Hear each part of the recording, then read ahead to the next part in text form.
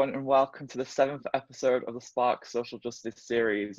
Today, we are delighted to welcome Anna Fraine from Million Minutes, which is a charity dedicated to celebrating and helping young people. So we've known each other for a short while now, and we've met through Million Minutes. So, Anna, first of all, welcome. Thank you. And I think the first question is just to sort of tell us a bit about yourself and like your background and how your passion for social justice started. Thanks. So I'm 24 and I was originally from Liverpool and growing up on the Wirral. Now I work as a research assistant for the Catholic Bishops' Conference of England and Wales in their Department for Social Justice. And yeah, my kind of passion for social justice started after I'd finished school. I took the opportunity to become a Project Trust volunteer, which gave me the chance to go and volunteer in Eswatini, or the country formerly known as Swaziland, for 12 months. And it was really there where living and working in Swaziland, I was running a community preschool and a soup kitchen, and really like bearing witness to poverty and inequality, and seeing people who would do anything for the opportunities and the education that we have that often we take for granted, and being part of a community there and having this, totally witnessing a different way of life. When I came back to the UK, I really understood, I'm so fortunate to be able to go to university, given that so many people would do anything for it, that I started to realise there's this huge difference, and why is the global system set up this way? And I actually went on to study English and history, and then studying history, you really get to see that the way we're taught in the British school system, we don't have this understanding of the global system and of inequality and how we're tied up together, and the global north and the global south and that kind of thing. And so witnessing that and having experienced it and then gaining the knowledge about it, you really can't sit back and think and be kind of comfortable with your way of life, knowing that there's consequences down the line, like really quite violent consequences, and push people into poverty, and it's really like a consequence of lifestyle. So that's how I became really passionate about social justice, but my current job is actually looking at social justice issues in the UK, which of course we know there's so much that we need to do here, and we need to address ourselves before we even think about international development and those kind of things. So that's how my journey started, and then really it kind of changed again. My passion's really become for climate change and climate action, since becoming a climate champion for CAFOD and doing training with them, and getting to go to the COP26, which is the United Nations Climate Summit, really seeing how this works on a global scale and on the world stage and that kind of thing, and how important it is that yes, we have that government action, but we also have individual action, and how time is really running short. So it's a journey of just learning more and being open to learning more and being open to questioning things about myself and how my lifestyle has been complicit in it, and really like what is the best way going forward so that we can kind of change these systems, these structures, but like really importantly, like change ourselves to be able to do that. Thank you. So of course, both of us have worked with Million Minutes for the last sort of few years. So could you tell us maybe a bit more about what Million Minutes does and how it supports and celebrates young people, and how you first got involved with them? Well, I first got involved, actually, I think like yourself, being nominated for one of their national Celebrating Young People awards. So there's 6 different awards which are based on the 6 Catholic social teaching principles, and I think we were actually both nominated for the same one, the principle Care for Creation, and that's under the Barbara Ward Award, and Tom actually won it. And so that was really for campaigning on climate change.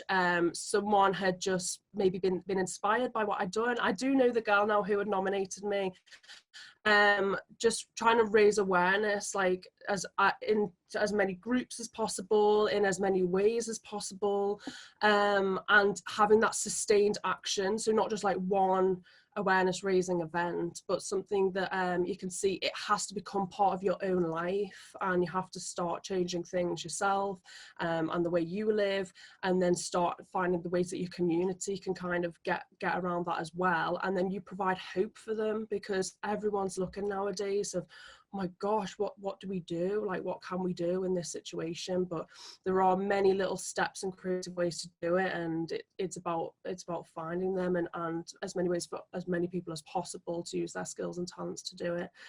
So that's how I came to know Million Minutes, and went on one of their residentials last year. So what the amazing thing about the award scheme is that over the past 2 years they've also been building a great alumni network, which we're both part of, and that meant we got to go on a residential last year. But then also during lockdown we've had these amazing sessions together of like formation and different speakers, and that we're doing it on Zoom.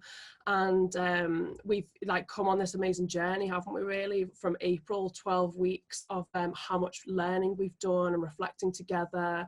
And so that's an amazing part of how Million Minutes kind of celebrates young people, so recognizing things that they've done. People can be nominated for an award. From there you can become part of the alumni. They also really celebrate young people through giving grants. Then, so what happens every year, there's like a fundraiser, or like every 18 months or so, one of them has been silent. It's during Lent, if you can stay silent, and we can kind of give up the things in life which give us like so much noise and restlessness. They have a campaign where it's like a bit of like a sponsored silence, or you might do a silence relay in your school, or you might say, I'm not going to go on any social media on my phone for 24 hours, and that way you can raise money. So from the money raised from that, the people who've been recognised maybe by awards, or who want to apply for a small grant, maybe of up to £500, they can apply, and then they can take that grant and use it to maybe collect the resources they need, or you know, build something together in their community as a project, which can inspire, you know, it's coming from young people, but it's inspiring, you know, their entire local community. So yes, there's the award scheme, there's the grant, and also Million Minutes helps young people by also helping their accompaniers, such as your school chaplains and teachers and youth ministers and that kind of thing. So Million Minutes really tries to help them help other young people through resources and trainings and that kind of thing. So it's been an amazing journey coming on this with Million Minutes, I think, for both of us. I'm fortunate this year being able to become a trustee for them, so it's really be able to help actually even, you know, make the strategy and find new ways that we can do all of this, how we can do it more effectively, how we can improve communications, all that kind of things. And really being able to add the voice of young people to that, and to really like shape the future of not only the charity but of, you know, nationally, because the charity works nationally. Yeah, I think Million Minutes has been really important for like my life, because it's allowed me to kind of take what I've done in school and then move it into real life and move it outside of school, because obviously I've left this year. So it's been so important. It's such a fantastic, it's so nicely run, everyone in it's so lovely and nice. So it's really accessible to a lot of people as well. So yeah, so is there anything young people can specifically get involved in right now? Yeah, absolutely. Here would like to show you, there's loads of different ways right now. So Million Minutes, it doesn't only, you know, want to work with people who are Catholics, it also tries to really reach out to people who are perhaps on the margins of society, people who feel, you know, because so many times young people are kind of stereotyped and scapegoated, marginalized by the media and by our society, but they're actually doing amazing things. So to amplify that, Million Minutes have even started this new award, which you can see here, where it's a local award scheme. So if you know someone yourself, you know, any young person, can go to the website that's on the bottom here, and you can nominate a person between 11 to 25 who you've seen helping in their own community, perhaps during the pandemic, during this time of change, but they've been actually like really doing something. So there's been amazing examples of people who've already been nominated. You know, they've been creating scrubs, volunteering for the NHS, sending cards to care homes, and all these sorts of different ways. So you could actually nominate someone to be recognised and to also maybe start their own journey with Million Minutes, or simply just to celebrate that and show, you know, we're really grateful that these people are stepping up during this time, and young people can do it and they should have the confidence to go and do it. So that's for people across England and Wales. It'd be amazing if there was, you know, even more nominations for that, to celebrate that. People can commit to action themselves, and this is amazing because it's all about like loving your local community and wanting to make the difference. So you can get a group of people together, you know, with the social distance guidelines that we have at the moment, and find new and creative ways to put together a project.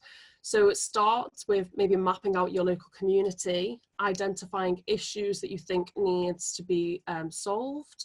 Maybe there might be a need for an outdoor space, which you're really desperate for in your local community. And then the amazing thing is for Million Minutes is they really want to enable young people to do these things. So you can apply for a grant.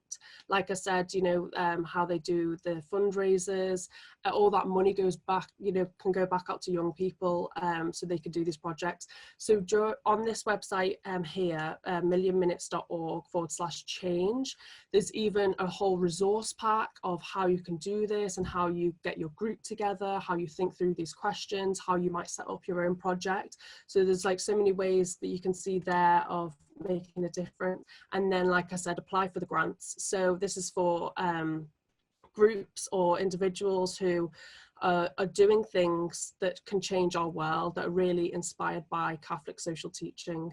So like we were both awarded for Care for Creation. There's all sorts of other ways you can get involved. You know, the Catholic social teaching principles touch on the dignity of the person, even workers' rights, even participation and community, even like reaching out to people overseas, you know, all those kinds of things. So if you look carefully at the funding criteria, you can find, you know, exactly what's needed. It's not a difficult process, but there's just, you know, some things that you just have to go through and fill out. And if your project does meet one of the criteria, you can apply for this grant, and then you'll receive an email and the trustees meet and discuss the projects. Okay. Yeah, thank you. I think that first point was really important because especially during this time right now, like so many like unsung heroes and so many people that are putting so much into helping other people, and there's so much to be recognized there. And also, if you win that award, me and Anna are in the video for that. So yeah, so that's quite cool.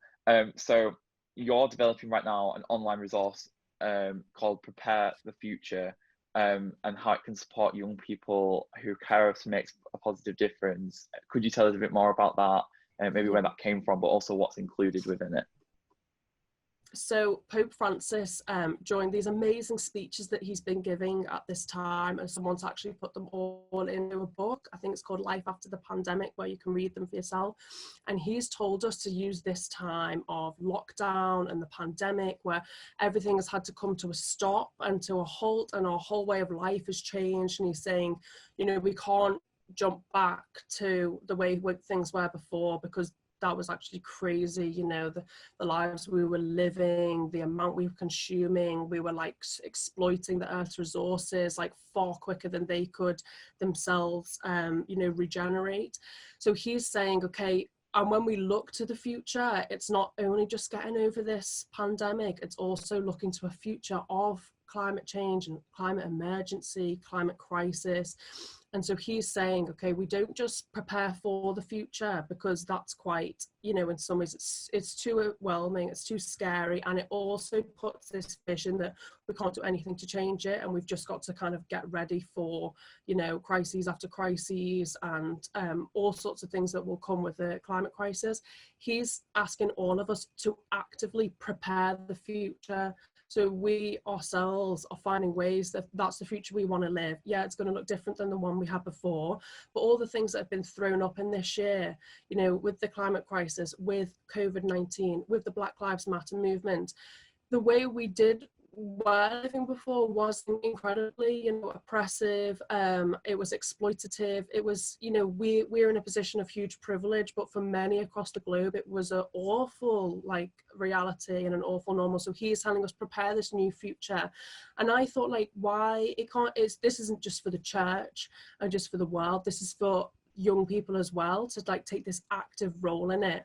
And part of what it means though is seriously looking at ourselves and the way we live, and not thinking, oh yeah, we should do this different as a society. It's like down to each and every one of us. So I thought everything that I've been thinking about in this time, reading, listening to, actually have ended up as a 12 unit resource, which is going to be available, you know, for schools. It can be that a school chaplain can use, a form teacher can use, a youth minister can use with their youth group, even young people themselves. We're trying to make them into like different resources that can use, you know, someone could pick up and use just for themselves, and find different ways of making it creative and adapt it to like different models and that kind of thing. So there's a group reviewing it all now and working on that adaptation.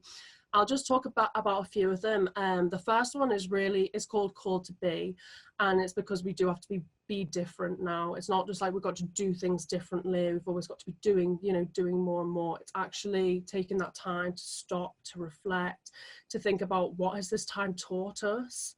We really have to think about, you know, there might be things that we stopped doing because we were in lockdown, and now we're like, I really don't want to carry that on anymore. You know, that's not necessary. It wasn't necessary for my community and all these things.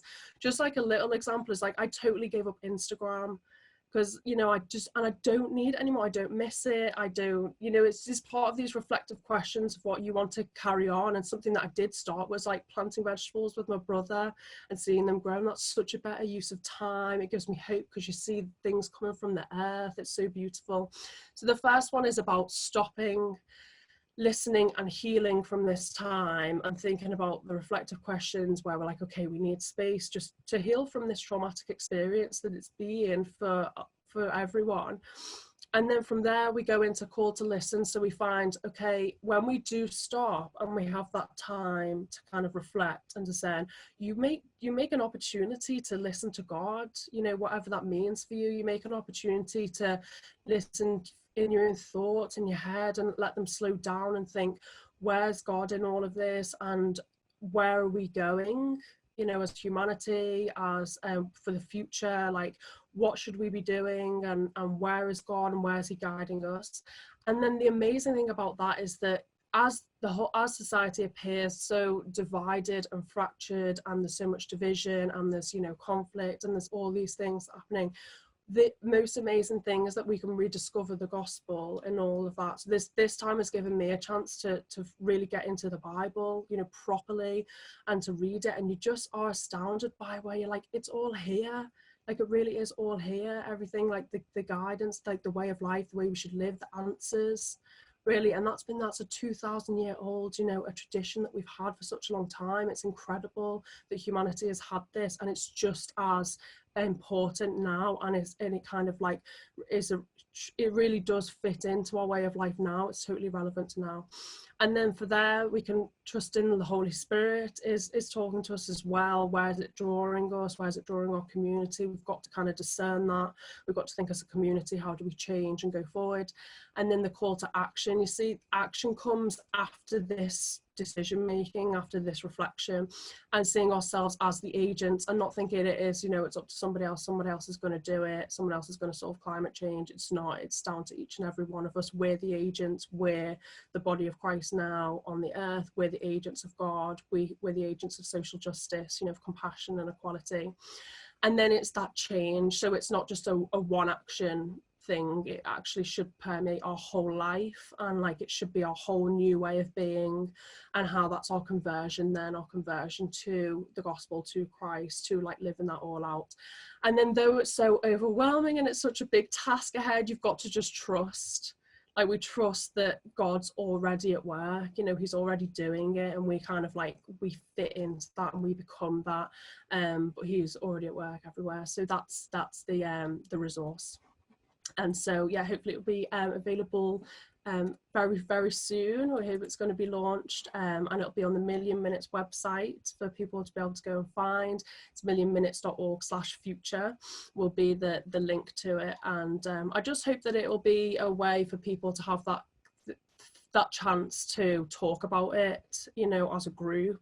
These questions that suddenly become a bit taboo, you know, but oh my gosh, climate change, like how often do you sit around and talk about that, you know, unless it's a specific geography lesson or something, or a specific, you know, workshop on it.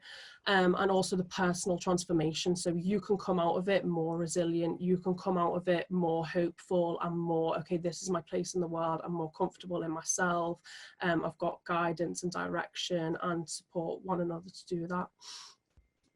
I can see how that would be so useful as well, because especially during this time, like I feel like so many people are learning to use their voice more actively and learning kind of it's okay to speak up, it's okay, and it's learning how to speak up as well. Like especially with the Black Lives Matter thing, you know, there was a whole the black square on Instagram, but is that okay kind of thing. And as people have kind of are trying to find this like whole a new direction. So I think this is so helpful, and I think especially for schools and stuff, I know that I'll certainly be recommending it for my school to use, pushing it all the way over there. But I think I think it'd be so useful. I think so many people can find so much can learn to use their voice and learn that it's okay to, but also how to use it correctly and in the right manner. So I think it's so important, and I think it's such a good resource as well. I hope so. Really, it's all come from the Pope. You know, it wasn't me. It was like taking this and making it accessible to young people.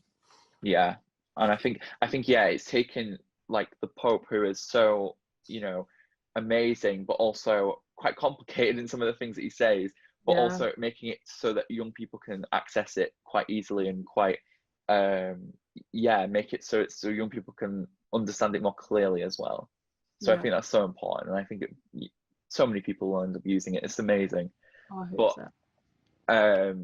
So I think what would be interesting now is to hear some thoughts from yourself about discernment, but also why silence is an important part of this, and the importance of sustainability when we talk about social action and social justice.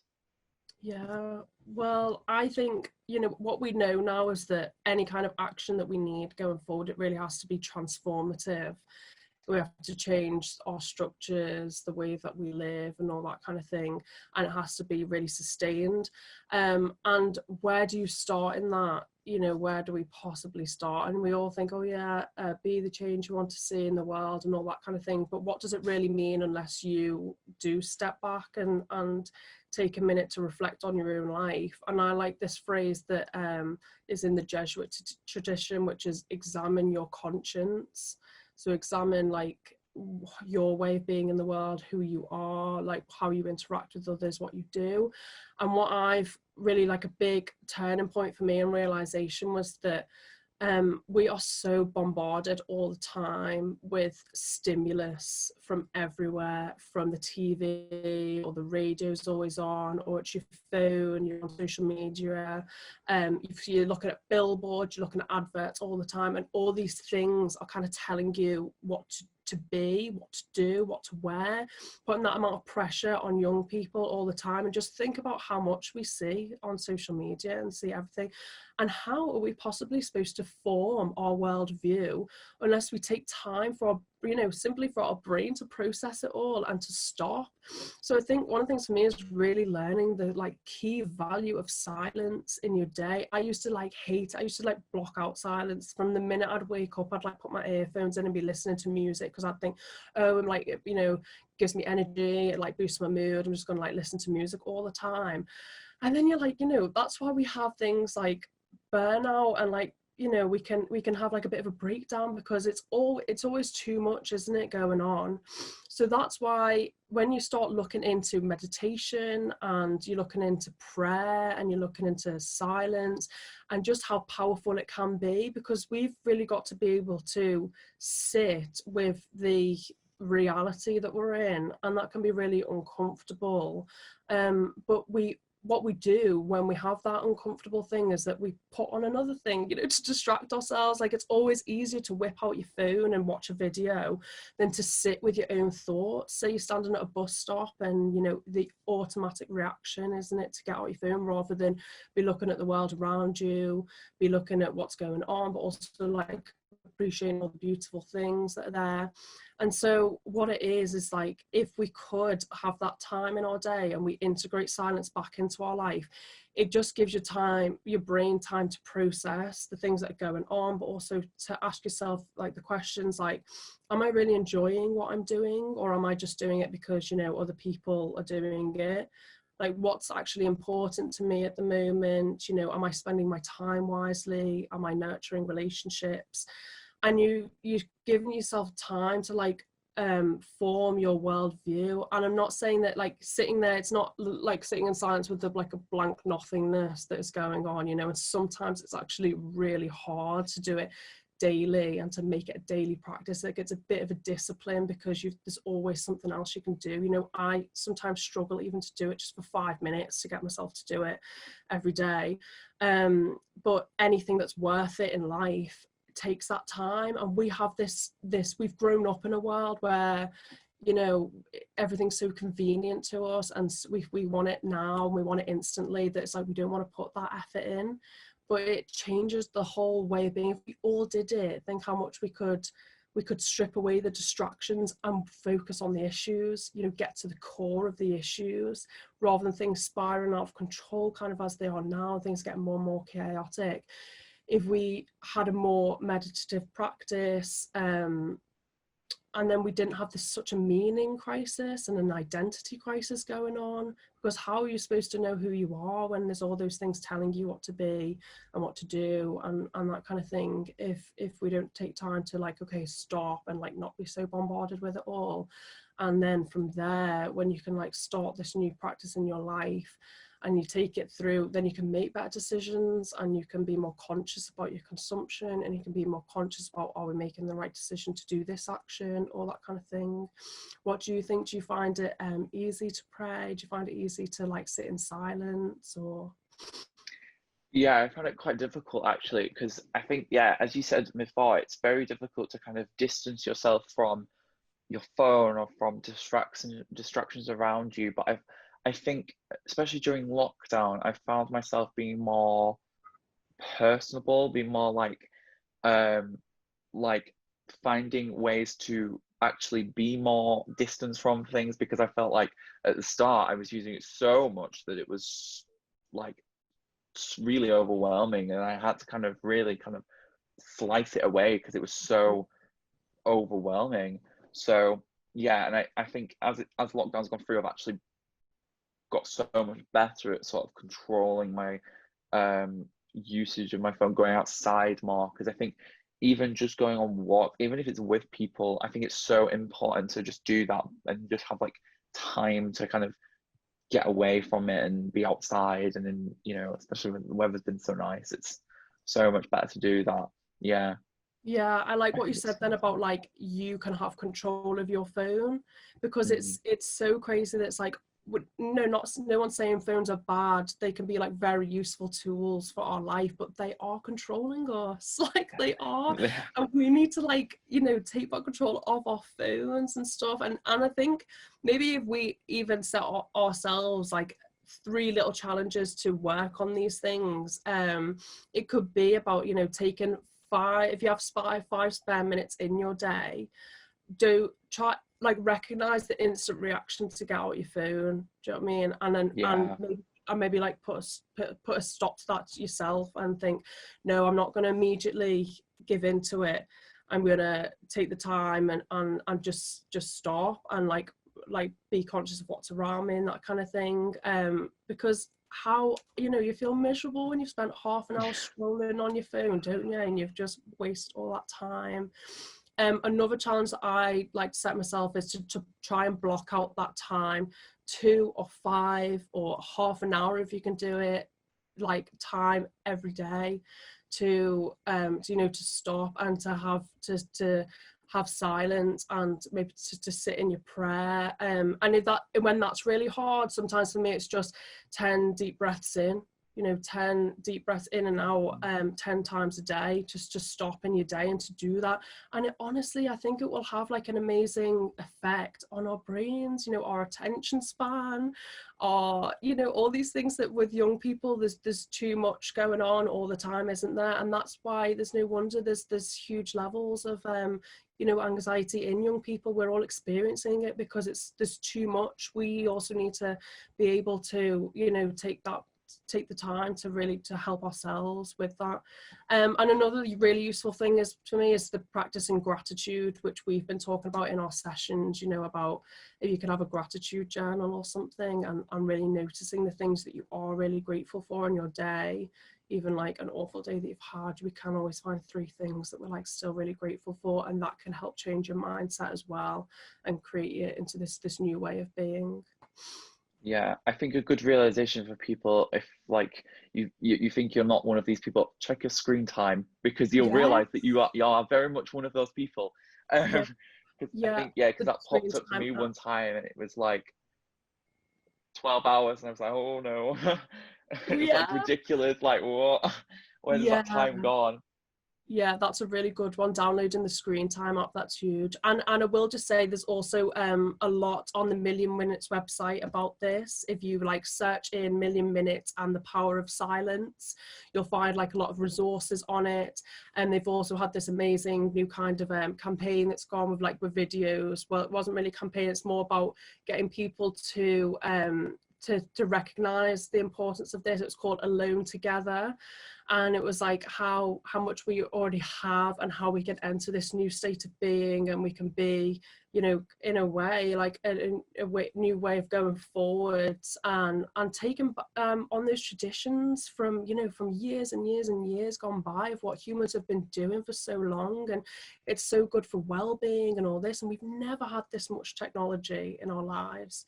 You know, there's such fast pace of lifestyle and stuff, but we can really, you know, use those traditions really for like great things. And I think it would help us a lot to work through these issues if we had that as our starting point, you know, without the distractions. Yeah. So I think now would be a very good time to say like how do people get how do people get involved in Million Minutes, but where do people need to go to if they want to know more as well? Yes. Yeah. So I'll just show here ways that you can find Million Minutes. Can be on the website millionminutes.org, or you can email if you want to know more, want to know like ways that you can get involved, or maybe you've got a youth group that you want to get involved with these different things, and that could be at info@millionminutes.org. And Million Minutes has Twitter, you can see here, and Facebook and Instagram. So ways that you can like hear about all these, you know, examples of young people who are really doing these great things. Maybe it can inspire us or to take on a new kind of action, a new thing that we can integrate into our life. And also all the things that going forward, the Prepare the Future resources and the Million Minutes of Change pack that you can use to have your own project, and of course all of the information about the grants and the funding that, you know, you can apply for, and you can do an amazing project in your school or your local area as a way to be that change in the world, because young people really are, you know, with the lights of the world and the hope for the future, really. And so we can take the opportunity to use our youth and our enthusiasm and our energy and show that young people have a really important place in the church and in the world. Yeah, I think it's also important to know if you are a teacher or someone who knows someone who is doing something really inspiring and want to nominate them for one of the national awards or the local award, you can do that there. And there's also a big list of alumni as well. So if you're looking for inspiration, that might be a good place to look. Yeah. So that is actually, unfortunately, all we've got time for today. Thank you so much, Anna, for joining us. It's been so great having you on. I think you're the first person that I've actually properly known that's come on here, so it's been great. And I think I think so many people will be inspired by this, and I think so many people will be going and checking out the resource when it's available. Do you know when it will be available, actually? Hopefully in the next 2 weeks, the first 2 sessions will be ready, to launch, so you can start using them. You could use 1 unit a week if that's where you're going, or and they'll be coming up, hopefully every 2 weeks after that, they'll be on the website to download. Perfect. So yeah, if you're again a teacher or you're a youth worker or if you're someone who's just really interested, go check it out because I know it will be great. I know it'll be amazing, and I know it will be very, very useful for some people to learn to use their voice. If you want to know more information about social justice issues or how to make a positive difference, you can check out our Twitter and YouTube and Facebook accounts as well as obviously Million Minutes' ones as well, because I'm sure they'll be tweeting out things as well. Again, thank you very much for joining us, Anna, this week. It's been amazing, and I'm sure so many young people and so many people watching are very grateful for this and are probably going over to the Million Minutes website now. So yeah, thank you very much. Thank you.